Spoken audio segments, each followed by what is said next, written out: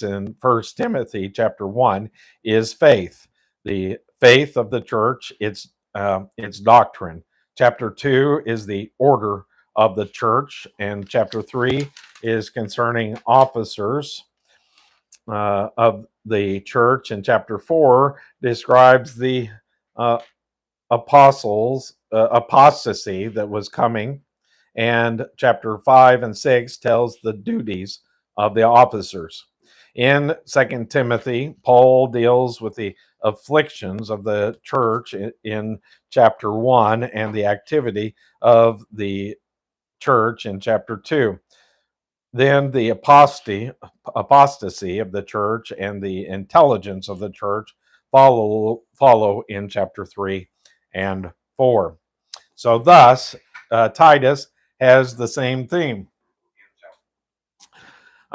Chapter 1 tells the order of the church. Chapter 2 is about the doctrine of the church. And chapter 3 is the good works of the church. So there is a creed on the inside of the church and conduct on the outside of the church within the worship, and without are the good works. And so I thought the creed and conduct, we'll see if that's what he's talking about, the two signs, fingerprints of the church.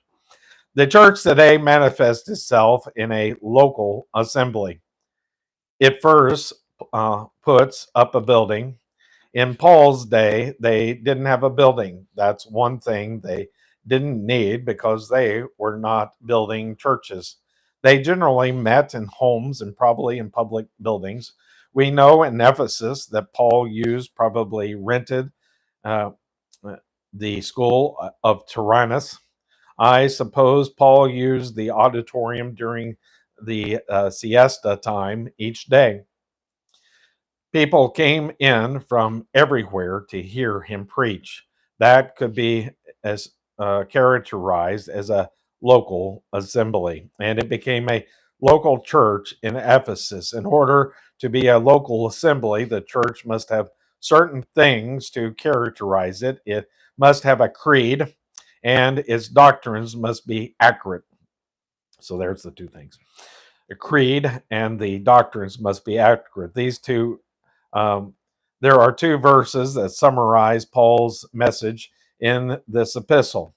As I besought thee to abide still at Ephesus when I went to Macedonia, that thou mightest charge some that they teach no other or different doctrine. First Timothy chapter 1 and verse 3. It is important that a church have correct doctrine. That's what I mean when I say that a steeple or a building doesn't make it a local church by any means. Then again, Paul says to this young preacher, but if I tarry long, that thou mayest know how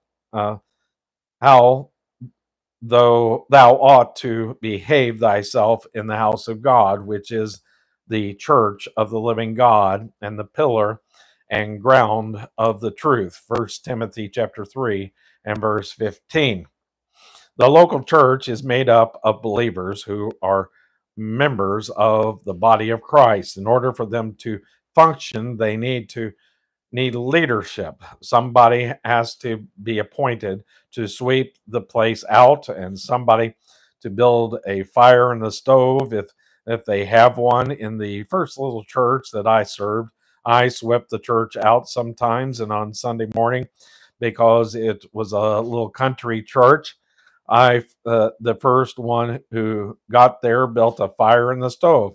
I always tried to be a little late, but I'd say that half the time I built the fire.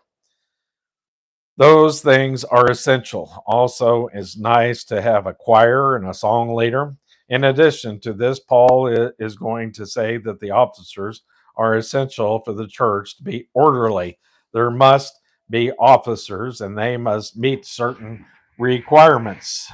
The church must function in an orderly manner and manifest itself in the community by its good works. Unfortunately, today that is idealistic in most places, because the local church doesn't always manifest what it should.